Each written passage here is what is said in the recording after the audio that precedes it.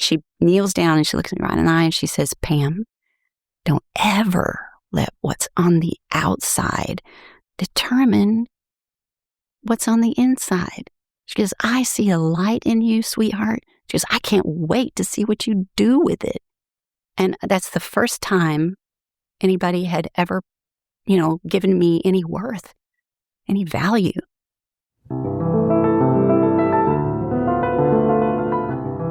This is What Holds, conversations with founders and leaders about the weight people carry and what becomes possible when they are no longer alone in it. I'm Carla Royal, your host. My guest today is Pam Dwyer. Pam started her career in marketing and built an agency helping small businesses find their footing.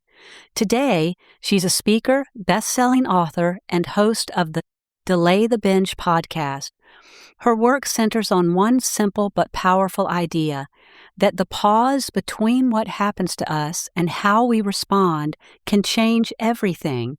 She also writes under the pen name P.J. Hamilton, and her best-selling memoir, From the Piney Woods, shares the deeply personal journey that continues to shape her stories, her speaking, and the work she does today. Welcome, Pam. I am absolutely delighted that you're here, and it's so good to be able to have another conversation with you. I enjoyed our last one incredibly, just so much. So thank you. You're so welcome. I'm so happy to be here. Yeah. Tell me a little bit about what you've worked on over the years and where your attention is now. Okay. Currently, I'm seeking speaking opportunities on Delay the Binge message and several other topics that I have developed through lived experience. And then I've done a lot of research on brain patterns and why we have unhealthy habits that we continue to do, even though we know it doesn't serve us well. So I'm pretty obsessed about the neuroscience of everything. You talk about the Delay the Binge. What is that exactly? Well, people often think I speak about resilience or habits, or behavior change. And while all of those are true, they're really just outcomes. What I'm interested in is what happens in the quiet moments before we react. To whatever our reaction is. Somewhere along the way, I realized that most of us don't wake up intending to overwork, overeat, people please, numb out, or lose our patience, right? But those behaviors are usually trying to solve something deeper. My work is about helping people become curious about the moment before the reaction. It's as simple as that.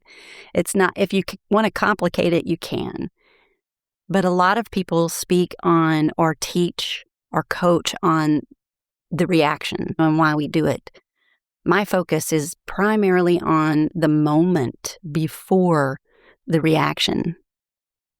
Because, change is what happens when you pause before the reaction. And we can literally change the whole direction of your life when you have unhealthy behavior or patterns. I absolutely agree. And it brings me to a couple of, well, first of all, that quote, between stimulus and response, there's a space. There is. And it can be a microsecond, but it's always there if we learn to slow down and pay attention to it. Tell me, Pam, about this binge, Delay the Binge. Is that just about food, or is it bigger than that for you? It's so much bigger. We binge on so many things, not just food. And it's our way of I guess, protecting ourselves from what the real issues are. Many times I talk a lot on what's called quiet depletion. And I am finding that because of this quiet depletion, which is where everything looks great on the outside, but on the inside, we are exhausted. And it affects primarily women, 70% of women, as a matter of fact. Is that something you've researched? Yes. Lots of studies have been done. I don't think they're referencing it as quiet depletion. They're just looking at the reason most women, they're always saying, I'm so tired. They go to the doctor thinking something's wrong with them because they're just exhausted all the time, no matter how much sleep they get, no matter what they do to try and be rested. But they're not accomplishing that. So they think, okay, something's wrong. I'll go to the doctor, get tests done, labs. And the doctors are like, your labs look great. Nothing's wrong with you. You just need to rest more, sleep better. And the whole time, it's the brain is exhausted because it's quietly depleted, meaning you are on, go, go, go, go, go all the time. That's what we do as women. We check all the boxes. We got so much to do at work, in our careers, with our children, with our homes. And we're going to get it all done because, well, who else is going to do it? And we never give ourselves that pause, that moment to rest or think about who we are and why we do what we do. Why am I working so much? Overworking is a huge binge. Yes. So is overpleasing. Those are two of my big binges. Yes. I've noticed that about you because you are such an incredible professional and you dot all the I's and cross all the T's, and it's beautiful. Your output is beautiful. How do you balance that? Like, you're carrying something that doesn't show up in the work that you put out into the world. What is that you're carrying, and how do you manage that tendency in you to overwork and to overplease? Yes, it's taken probably, I've been in about 8 years of counseling, professional therapy, and I still go, just to keep myself in line. Because I don't care what anyone says. Once your brain develops a pattern, it loves patterns, good or bad. But once it is forced to create a pattern that it thinks it's protecting you, and like in my childhood, I grew up in a very abusive, dysfunctional family. And so the first thing you think of as a young person is, why are they so mad at me? What did I do wrong? And so you strive your whole childhood to please them, to do everything they need you to do so you don't get hurt. I just don't want them to hurt me. And so I'm going to behave in a manner that protects me. My brain was protecting me. And unfortunately, that's learned and it's reliable. So you carry that into your adult life. Now, it has served me well in some areas, like you said, in my career and everything that I do.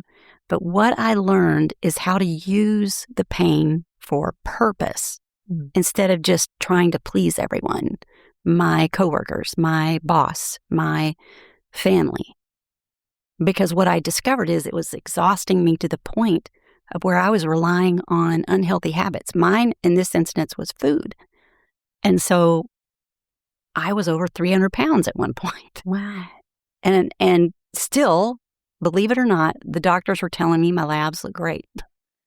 You just need to, calories in, calories out. You need to stop eating so much, Pam. But I could not control that because that was my release. I turned to food for comfort because, number one, I grew up very hungry. We were very poor and I had no food.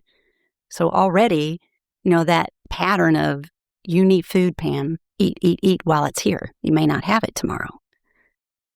So all of those things, there is no way I couldn't figure out why. I knew I was getting heavier, and I knew the chocolate cake wasn't going to serve me, but I ate it anyway. That's when I got very curious. Why do we continue to do the things that we know harms us? And it's because it's so hard to override the pattern that your brain has developed. Right. The pattern is there in order to attempt to keep us feeling at least safe enough. Even if it's not literally true that it's keeping us safe, it feels like it's keeping us safe. Food was very similar for me growing up, Pam. It was the one consistent thing, was really, in my case, we had it. We had plenty of it and an abundance of it, and especially sweets because my grandmother lived next door and she always cooked. She always had multiple cookies and cakes and pies in her house even when it wasn't holidays. And it was the one place I knew I could get comfort. I knew it was there, and I knew I could get comfort. And to this day, it's a pull for me is seeking that comfort there. And the comfort is what makes us feel safe. And learning how to have that pause, as you talk about, take that pause, take a step, take a beat and slow down and say, yes, I want to affirm the fact that I need comfort right now. Mm-hmm. How can I get it in a way that truly protects me, truly helps me stay safe, truly is safe and comforting and soothing? And that's kind of a little bit of a stretch because food, especially sugar, just the dopamine hit is so powerful. Well, and the dopamine is what we seek when we're quietly depleted. The dopamine is a surge of energy, right? And so if you get a dopamine rush from yelling at your kids, arguing with your spouse, eating the chocolate cake, all the things that give me this temporary, very temporary rush of energy so that I can keep doing what I feel I have to do. And so I got very curious about why I was doing this. At first, I didn't realize it because I was successful. I was thriving at my job. I know to this day I'm a great mom. I make sure my kids don't have the life I had. And I know I'm a great wife because I love him to the ends of the earth.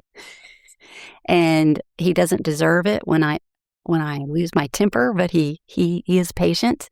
Thank goodness. But I don't want to be that way. And, sometimes you think you're handling life beautifully, and you are, but until you aren't. Quiet depletion doesn't happen overnight. It happens one unnoticed pattern at a time.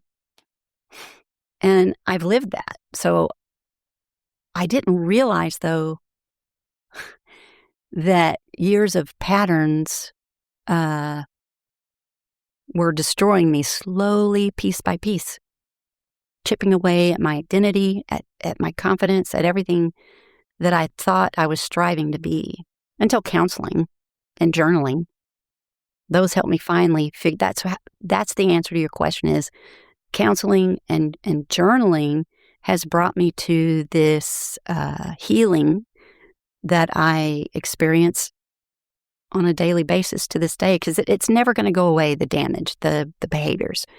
It's something that we replace with better, healthier habits. So, but the other habits, the brain is always going to remember that and try to go back to it because it's known that pattern for the longest. And I have to, keep learning coping skills. But the coping skill for me, the pleaser, is that I use the pain for purpose. I use it like fuel, and I realized that at a very young age, like 8th grade. I realized I have this energy, this resource, that if I learn how to tap into it, I can use it to improve my situation. Mm-hmm. Yeah, use it to protect you in ways that are really useful. A couple of things. One is, how did you know that you needed therapy? Was there a particular point at which you came that, oh, and I did want to comment on, you said you still see your therapist to keep you in line. And I still see my practitioner, but I think of it more as just the support that I need, because being a human being is very difficult. It's tricky being a human being. And I think in the culture in which we find ourselves, there's so much disconnection. And we're disconnected from one another, from ourselves, from nature, from whatever you think of as God or spirit or mystery or whatever that might be. I know you have thoughts on that. That I think sometimes, having that professional, objective person in my corner who knows me so well after so long working together is incredibly supportive. And then I am able to, and it sounds like what you're saying with the keep me in line, I'm able to bring my self-leadership to bear upon myself and keep myself together, kind of thing. Mm-hmm. Because we really don't want to see. That's why we keep busy. We don't want to see what deep down we already know. We just want to ignore it because it's in the way. It's in my way, so I'm not going to look at it. But we have to look at it so that we have to feel. Yeah. And some of us do like to. I like to. But that's because it's just the water I swim in and the work that I love so much. And I cannot show up well for my clients if I'm not doing the work myself. I know that's true for you too, that you would never attempt to do the work that you do and the speaking that you do without having actually done the work. Which brings me back to the question of, at what point did you know these patterns kind of crept up on you? You didn't really know there was a problem. How did you know? When did you know? And then not only how and when did you know, what was that point, but what enabled you to then reach out for support? Well, it was an accident, actually. Well, not an accident, but one of my corporate jobs, my manager was sexually harassing me with all the other women in the department. And so we all, complained about it. And so the human resources pretty much said, we're not going to fire him because we have to have him written or some technical reason. So he was still basically going to be our boss, but they offered us free counseling for as long as we needed it. And I was a single mom at the time, and I did good to pay my rent and buy food. And so I thought, well, it's free. I'll just go. I don't think I need it. I don't know what talking to someone is going to do for me. It's not going to change my situation. And plus, I had a lot of private thoughts. And at that time, unfortunately, Carla, I was considering taking my life. I strongly, had a plan because I thought my son deserved a better life. And I didn't think that I was that. And so I thought, well, here I'm thinking about suicide. I'm thinking about taking my life. I guess I'll go talk to her or to a therapist. And the first day I met her, I was very defensive and had a wall up. And God must have sent her because she was so down to earth. You remind me of her, by the way. But she was just really sweet and kind and patient. Now, that first appointment, and it's in my book. It's so funny. That's how I open the entire story, is by being in my first counseling session and when I meet her. But she did encourage me to journal in between sessions so we could talk about what was happening, in my life while she wasn't there. And I thought, I'm a single mom working 3 jobs. I don't have time to journal,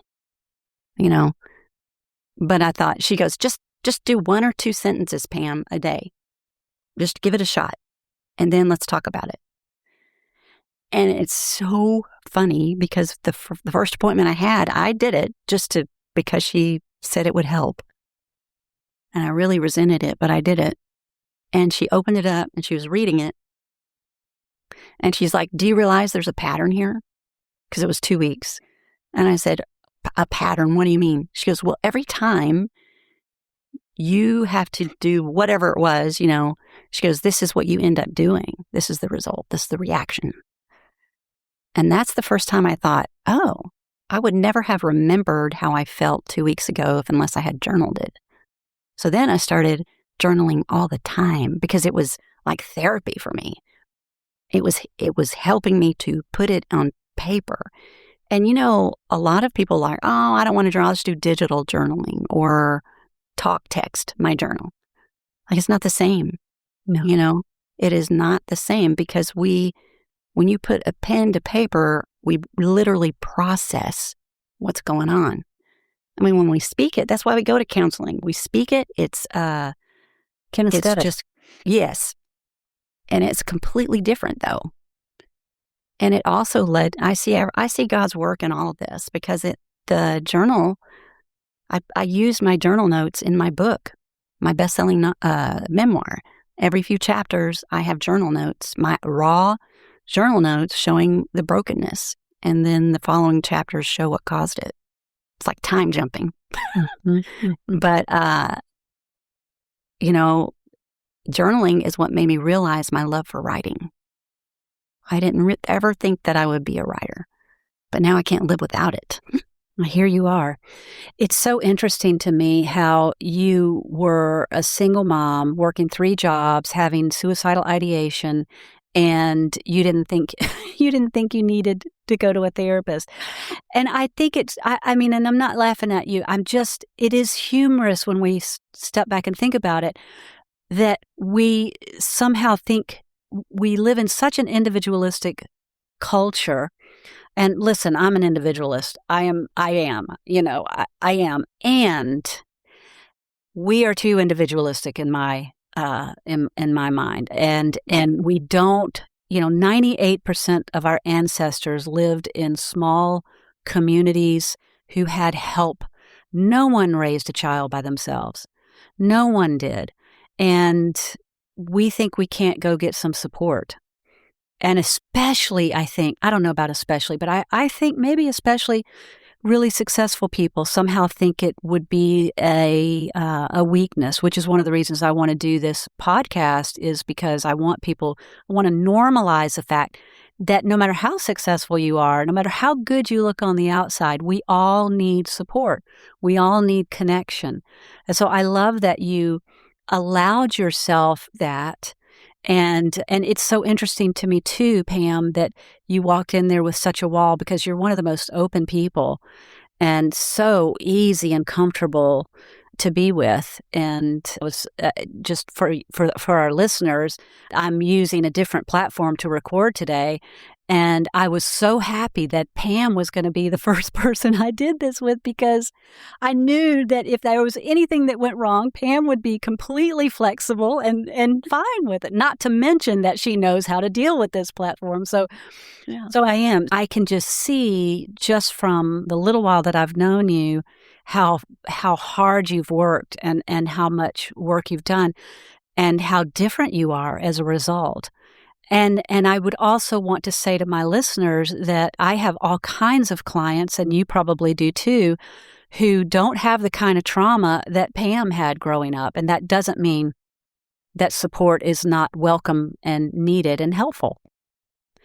Oh, exactly. I mean, my goodness, I know when we're very young as 5, even younger, 5, 6 years old, we are literally being brainwashed on what our jobs are as women, what's expected of us, what we can do, what we can't do because we're women. And there's a lot of dysfunction in that. There's a lot of damage that can be done that we carry, into adulthood. And a lot of times people, like when I started journaling, I didn't realize that I wasn't reacting to what was happening in front of me. I was reacting to patterns I'd been carrying for decades. And that's really where Delay the Binge began, It wasn't a podcast or a framework. It was a personal discovery. I found that between what happened to me and how I responded, there was a pause. And in that pause, I had a choice. Because most of my life, I felt like I had no choice in anything, no control. And so I became obsessed with having control, trying to have a choice. But every choice I made took me down a worse path, and I thought I was thinking clearly, but I really wasn't. Well, our patterns, as you mentioned, you weren't aware of your patterns. So many of our patterns are unconscious until we intentionally take time to look at them and understand them and find them, and that's the work that you've done. That's the work that I've done. And as a child, you literally didn't have much control. You did not. And the problem is those patterns get baked in right then and there. And then that's the part of us, that young part that did not have a choice, and a pause didn't really matter that much. It was a matter of choosing, which way am I going to survive here in the midst of this kind of abuse. And that gets baked into us, and then that part becomes unconscious in us. And then that part is what we collapse into when we hit something that reminds us of that as an adult. I use the example of my mother was an alcoholic. If you were right now, Pam, listeners, has glasses, and so do I. But Pam, if you were to bring your glasses down to the end of your nose and look over your glasses at me, in the past, I would have started to get anxious. Just that little simple thing. Like, what in the world? And I didn't know why. And it's such a simple thing. And it's those little tiny things that can trigger memories. And the reason is that that's what my mother would do when she started to get drunk. She would pull her glasses down and she would look at me and talk to me over her glasses. And that's how I knew she was getting drunk. And that's how I knew that I was getting less safe. Now, that doesn't happen to me with that anymore, but there are other triggers. Those kinds of things can happen, and we don't even know why until we investigate them, which is why it's so important that we do. And then to help those younger parts of us to heal from that trauma. Exactly. And it's so sad because so many people, not just women, are unaware that they have these issues. Right. They just think it's a result of something happening to them, and they ignore it. But then it starts happening over and over, or the exhaustion is taking a toll on you mentally, but also physically. It can literally destroy your health. And, I just want to help people become aware. And that's my mission in life, is just to tell people, look inside. There's a reason that when your kids are grown and gone and you retire with all the money in the world from a successful job, and you still feel nothing inside, you feel empty. There's a reason for that. It's because you've ignored your identity this whole time, getting everything done, trying to reach goals and expectations that weren't really something you do if you were the person you were meant to be. And they've done it innocently. Yes. It's innocent. Number one, they don't know about their patterns because we weren't taught in this culture how to find that, how to look that way at ourselves, to look inside and to understand ourselves. And then through the wiring of our brains, as you talk about, those patterns have become, it's just the water we swim in. It's so embodied that we don't even think about it. It's like I've said several times, I'm not proud of this, but I can remember in my 20s driving in a blackout and getting home safely because my body, I was so embodied. I knew how to drive so fully that my mind didn't really need to be that present. And that's the kind of thing, those neural pathways are so deep, as you talked about, that, we have to stop walking those pathways so they can grow over and start walking new pathways until they're deep. Exactly. It's called autopilot. Yes. We are all living our lives on autopilot because I'm a retired youth minister. So I can't tell you how obvious it is that these young people do not have a voice. I remember when I'd get the little sixth graders in, that's where they would start. They would raise it. I'd say, what is something you're all struggling with? I just want to get to know you. They would all raise their hand and say, we feel like robots. Like, what do you mean? Well, we have to ask if we can go to the bathroom. We have to be told that we can talk. We can't do anything on our own. And that was just a huge lesson in itself. But they really don't feel like they are given a voice. And if you want to help a young person, you give them a voice and really listen to what they're trying to tell you, because they're just searching, trying to find themselves, trying to figure things out. But if you don't give them the freedom to do that, well, it's not going to happen. They're going to become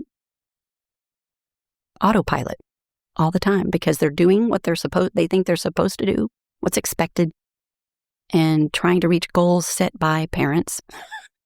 And because parents want what's best for their kids, it's not from lack of that. It's just, let's explore. Let's find out what makes you happy, what gives you light, And social media, I think, has made it so much worse, especially for the kids, but even for adults. This is what success looks like. This is what beauty looks like. And it's this way or it's not there. And I think it's incredibly, incredibly dangerous.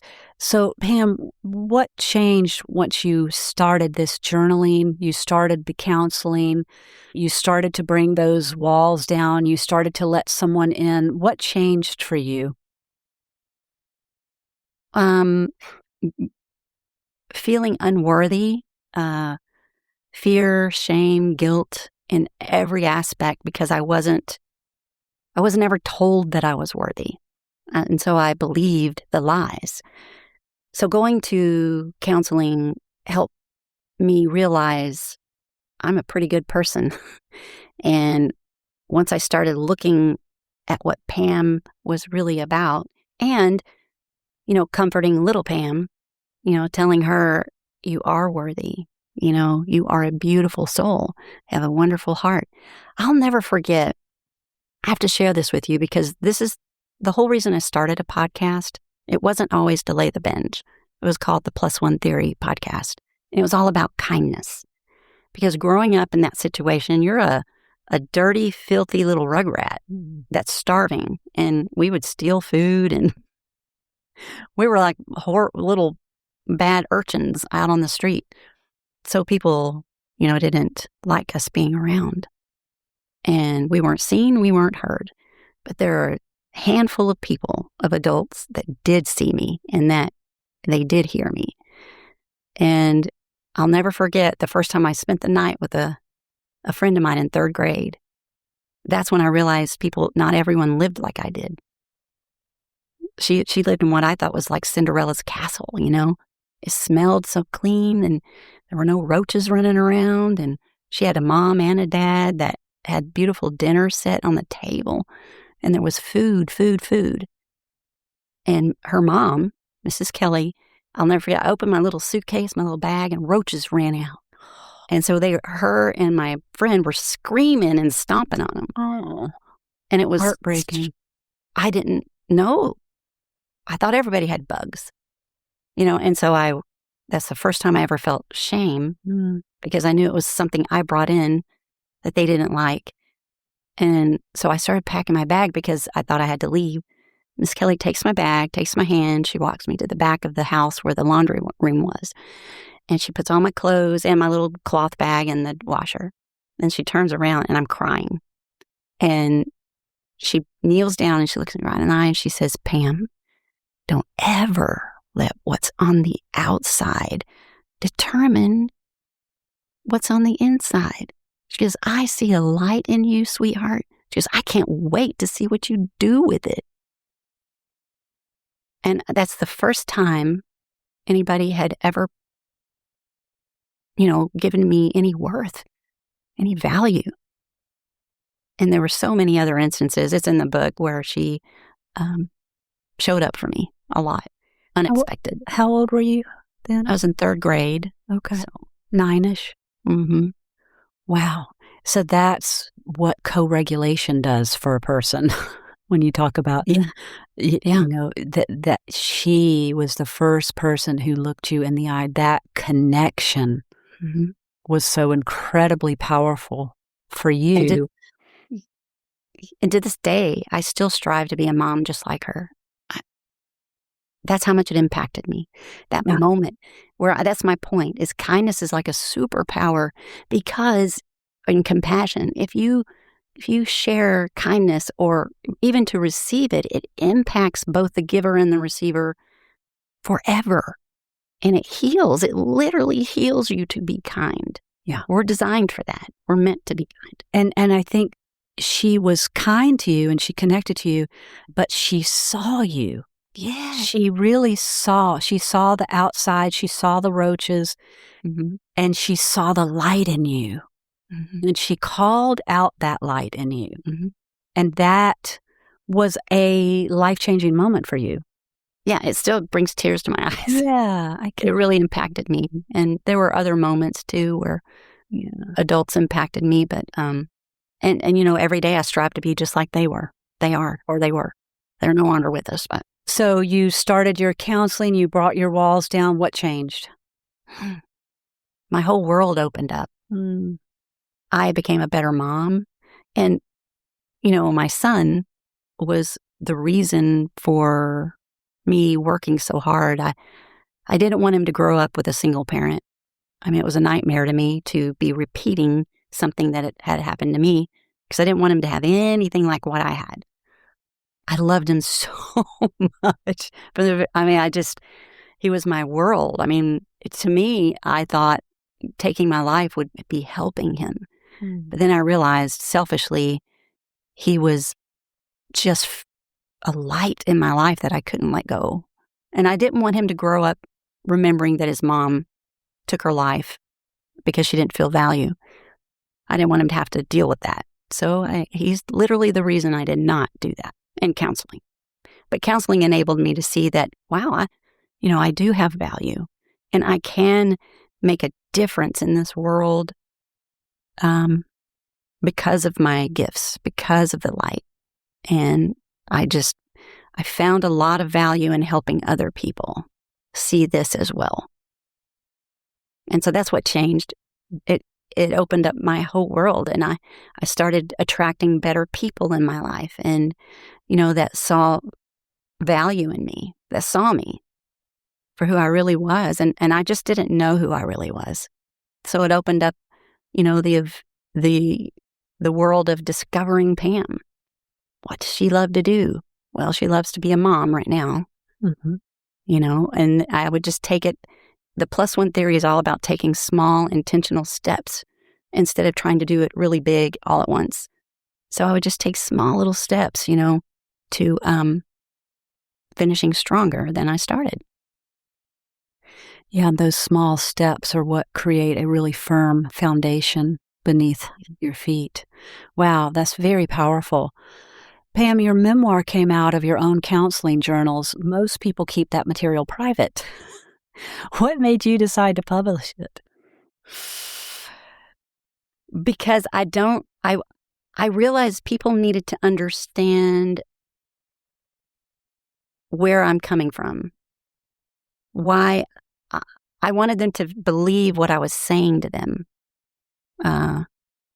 And I needed to tell my story, so I felt like it would help me heal and help people that might be going through something similar, see that they're not the only ones. I mean, honestly, when I first published the book, I thought I was one of few, Carla, that grew up like that. And after it still brings tears to my eyes, people were reaching out to me after I published it saying, "Oh my gosh, this happened to me too. Thank you for publishing that, Pam. It really helped me have hope." And man, talk about healing. To know that what happened to me has enabled me to help others. So if people ask me all the time, how did you turn out like this when you grew up like that? And I'm like, I am like this because I grew up like that. I started placing not happiness. I mean, I wouldn't wish that on anyone, but I could use it, right, and make it work for me and for, most importantly, other people. Did the writing surface things that the therapy didn't, or that your coaching work or speaking work doesn't? Yes, it helped me heal. My mother was a big part of the problem, and I have 3 brothers and 3 sisters. There were 7 of us. Wow. And none of them were willing to help my mother when she reached a point in her life that she had to have help. And I took care of her the last 10 years of her life. I paid her bills. I made sure she had care. I made sure she had groceries every week. I did everything for her that I wish she had done for me. And at first, I was like, she doesn't deserve this. She didn't do it for me. But then I realized that I could break the cycle that's generational. I mean, her mom and dad, they all, it just goes way back, generations. This attitude, this way they have with their kids. And I said, I'm going to break it here. literally break the wheel. And so I took care of her the last 10 years of her life. But in that 10-year period, I was finally able to talk to her about how I felt about growing up. She was still in denial or had a reason for being gone for 2 or 3 weeks at a time. She said she was working, but it didn't matter to me. I was able to voice to her, how it affected me, what it did to me as a person, as a human being, as a woman. And we became very close. She did say, "I'm so sorry, sweetheart." She goes, "Because I love you to the ends of the earth. You're my daughter." She goes, "And I knew as soon as you were born with a smile on your face that, you would bring joy into many people's lives." I mean, who knows you better, right, than your mom? Even in the worst circumstances, your mother is your mother. And so that really brought me to such a higher, better place of helping people, because I was able to heal that part, that little Pam that was hurting and wanting her mom. So every day I had my mom. It was hard. I'm telling you, taking care of an adult, of your parent, is challenging. But when she passed, I write short stories as PJ Hamilton, and I post them every Tuesday, and it's free. So anybody that wants to check that out, they can. But it's about memories from growing up in East Texas. Some of them are hilarious, and some of them are very emotional. And I wrote this one story called The Button, because she was a seamstress. And the story basically is talking about how when I was little, I'd go through this tin, all these buttons. It was just fun just running my fingers through them. And I found this one button that was gold and white. So I carried it around with me my whole life. It was with me through thick and thin. And one day I lost it, and I thought I lost a part of me, but I found it. Anyway, so when she finally passed away, I'll share this with everyone. I put that button in her hand, and I realized that she was the button. That was her. That's what it symbolized for you. Mm-hmm. And I see how touched you are as you remember that. Yeah. And no one ever knew about the button until I wrote a story about it. And it's one of my most popular stories. People love that story. So anybody watching or listening, go read The Button at PJ Hamilton's. I did something similar with my dad, but for only 2 years, taking care of him the last 2 years of his life when he got lung cancer. And we healed unexpectedly, which I never, ever dreamed possible. And what I recognize is it's because I finally accepted him as he was. He couldn't do it any differently than he did based on how he grew up. He just couldn't, or he wouldn't, or I don't know how to think about it, but I knew that he wasn't capable. And once I dropped my expectations of him being the kind of father I wanted, then somehow we were able to enjoy each other in a way that I had never enjoyed before. I mean, little things that I wouldn't have let myself enjoy before because I was so mad at him for not being who I wanted him to be. And he hurt me. At the same time, he did hurt me. You talked about your mother is your mother. And yes, your mother is your mother. And I knew my mother loved me, but I never felt that she truly saw me, that any of them ever truly saw me. And I think we want to be seen. We want and need to be truly and deeply seen.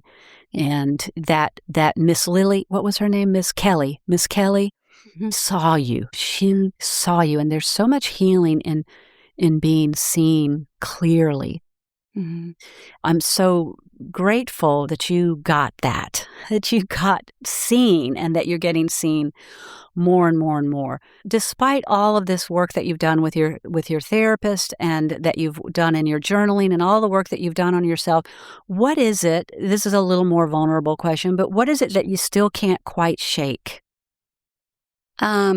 Overworking and overpleasing is very difficult for me. I'll sacrifice. I don't even, for the longest time, I didn't know what my favorite color was or my favorite food. I knew what my husband's favorite food and color is. I knew what my kids' favorite food and color was. It didn't matter what mine was. I just wanted to please them and make sure they felt seen and heard and loved. so much that I lost sight of myself. And I'll never forget, I realized it when I started writing. Like, because a lot of the childhood memories that are in that book, I had forgotten. I guess I intentionally pushed them away. I didn't want to think about all of those details. And it was difficult. It was like going back there after I had healed or recovered from something, and then you have to go back to the crime scene and revisit it all. And at first I was having a terrible time with it, but I still struggle with overpleasing at whatever cost to myself and overperforming.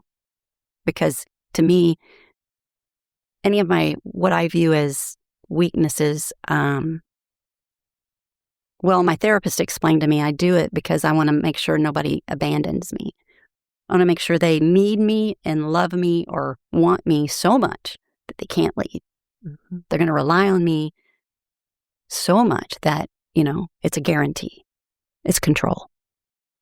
And so I have to be aware of that. And I still struggle with it because, especially in what I'm doing now, the podcast and writing short stories, and I'm working on 2 other books. I so desperately want to help people. That's just a given. And I don't know if anybody is there. I don't know what your faith is, but a lot of times I think each of us has just a strand of God in us, and that's our gift. And I think I have a very rare one, which is to love people unconditionally, and I don't expect anything in return. I really don't. I keep trying to tell my therapist this, so I'm not doing it to make sure they need me. I'm over that. I have come past that, but I just have this urge I just want them to know that they're loved and accepted, whoever it is. And it's a very strong desire in me. And I think that's my strand. And I don't do it for any reason except I don't expect them to return it. So many people in my life I've given so much of myself to have turned on me and hurt me and rejected me. But I wasn't bitter about it. I just said, well, at least I got to love on them for a little while.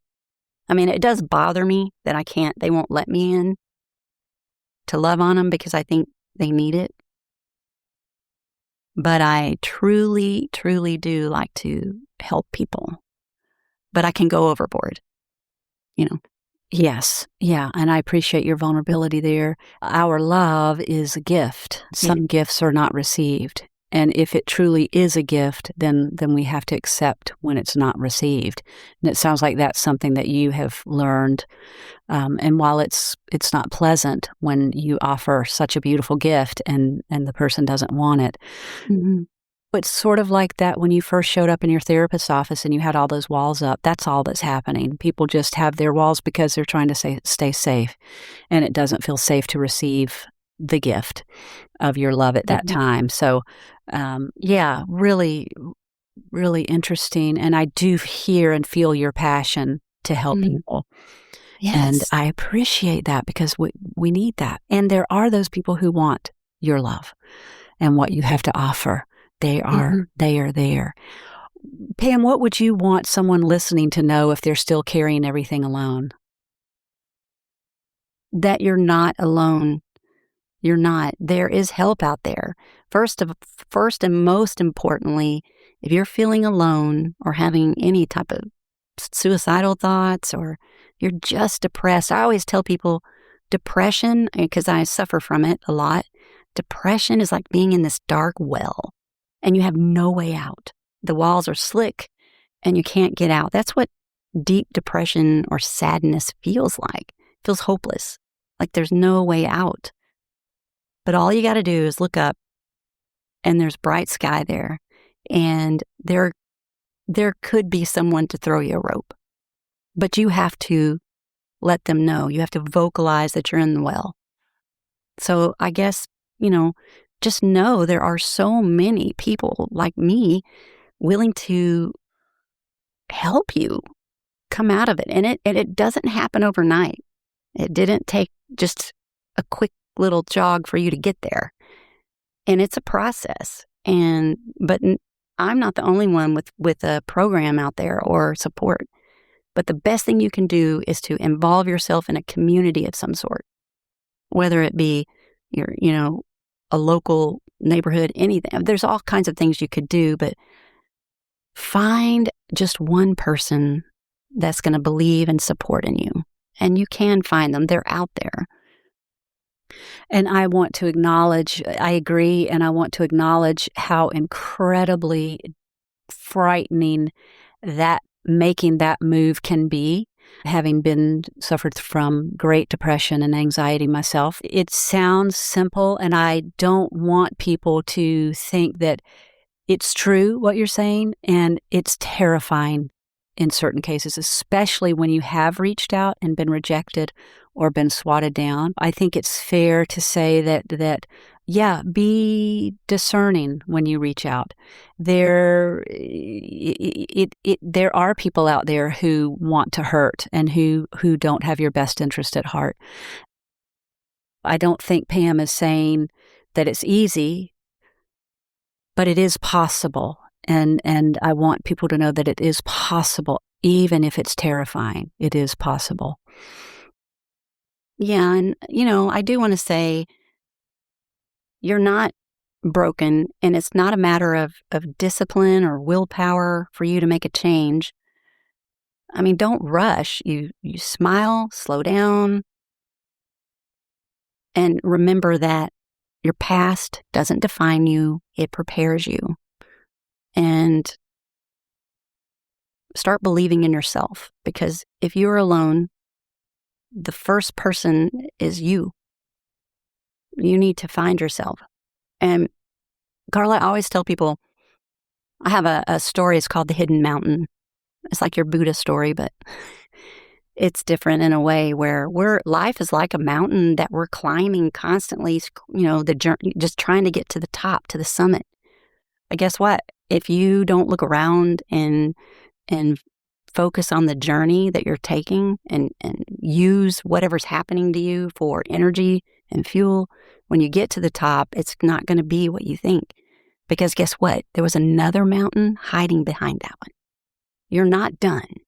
All right? We're never done. There's always another mountain. And so sometimes the summit we think we're striving for is just a temporary place for us to look at what happened in our lives and how do we learn? We learn by messing up.